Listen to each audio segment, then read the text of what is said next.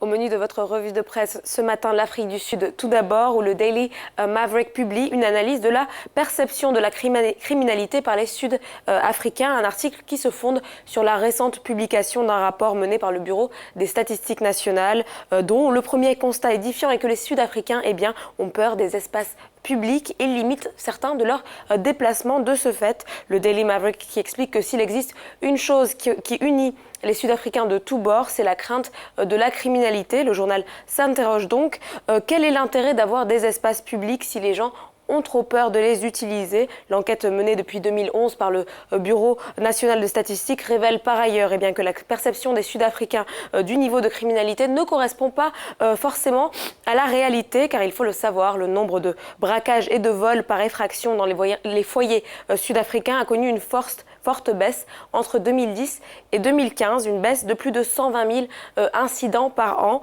une amélioration de la situation qui ne s'est apparemment pas répandue dans l'opinion publique. Le sondage révèle par ailleurs que les Sud-Africains estiment que ce type de crime est au contraire en augmentation.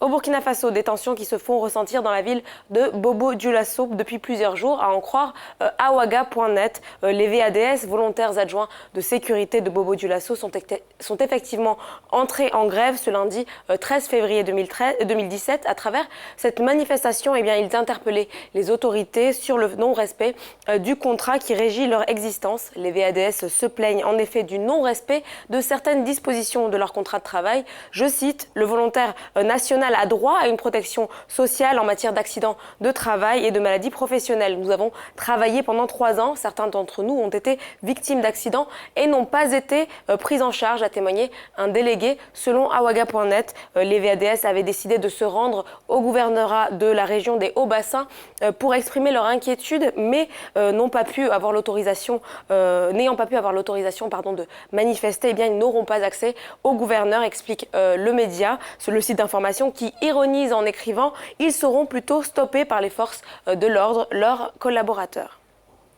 On termine par un regard sur le média Ethiopian The Horn Affairs qui consacre sa une à la ratification par le Somaliland ce dimanche de cet accord pour la création d'une base militaire des Émirats arabes unis dans le port de Berbera. Un accord qui a fait l'objet de débats entre les représentants du Somaliland mais aussi des pays voisins que sont l'Éthiopie et Djibouti qui sont directement concernés par cette présence militaire des Émiratis dans la région.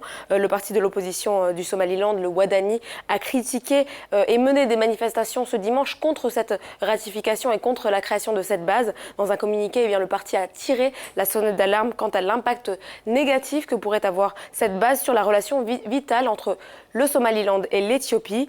Horn Affairs qui précise par ailleurs que depuis 10 ans, Ethiopian Airlines, la compagnie aérienne éthiopienne, est la seule à disposer de vols quotidiens vers la région de Berbera.